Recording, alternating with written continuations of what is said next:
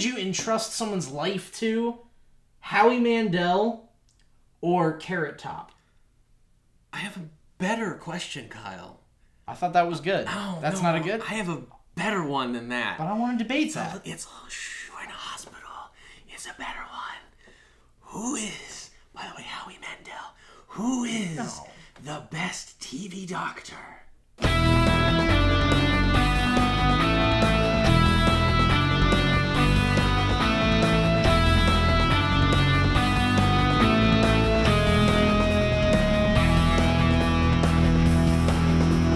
Now, Kyle, if I were on my deathbed, and God willing, someday I will be, I would hope that I will be in the TV show House MD and be taken care of by Dr. Gregory House, MD. I really hope that doesn't happen to you, Chris, and here's why. If you're going to be in that hospital and he is going to be your doctor, you will not be taken care of until the last 5 minutes of the episode. Up until then, you'll be vomiting horrible black terribleness for the entire episode, and they'll just be standing there going, maybe it's lupus. I don't know. It won't be at the whole episode. It'll be conveniently at commercial breaks. I'm just saying, somebody's going to be like, hey, don't steal my sandwich. Hey! And suddenly they know what you had the entire time. Well, who would you want? I would go with the doctor who actually does real medicine and not theoretical crap. Dr. Percival Ulysses Cox. Oh. The important thing is the track record. If you look at the series, Cox constantly talks about how his patients die all the time. I mean, he laments the fact that it's a losing battle. He constantly makes the metaphor shooting for the perfect game and how it's impossible to make the perfect game. He's juggling so many patients at once and failing. He says, usually you don't win. House, however, has to deal with one patient a week. One a week. And they make jokes about how he only deals with one. But if you're that one, your time may suck, but your chances of survival just go up like crazy. Okay. I can probably count on one hand how many patients have actually died under House's care. There's a flip side to that coin, though, Chris. Flip it. Every doctor has a god complex on television. It's just a given. Well, sure. But at least Dr. Cox recognizes the fact that he can't save them all. Dr. House, he truly believes himself to be God.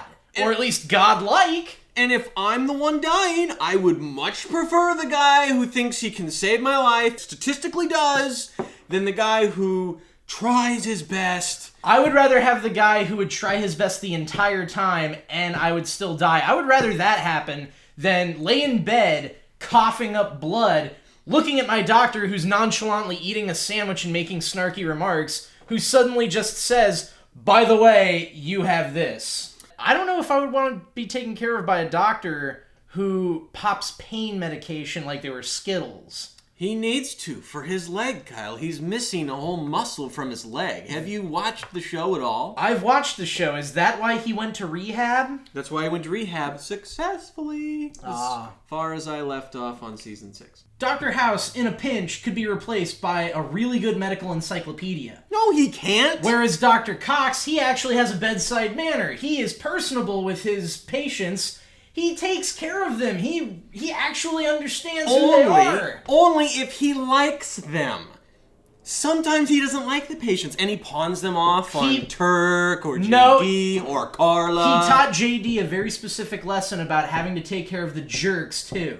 Yeah, but then JD had to teach that lesson back. If you teach someone a lesson, and then you forget and have to be retaught by the guy who, goes around, eagle all the time, no. I think it's about time. If you don't start drinking, I might start seizing. Fine. See, with House, as I kept saying, my chance of survival is excellent. And the whole time, he'll just wisecrack after wisecrack.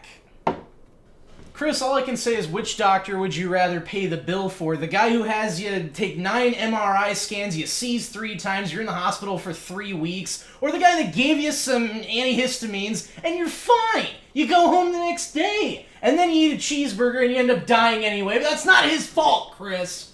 That's not Dr. Cox's fault. He's only a man. They're only men. Dr. House would disagree. I won.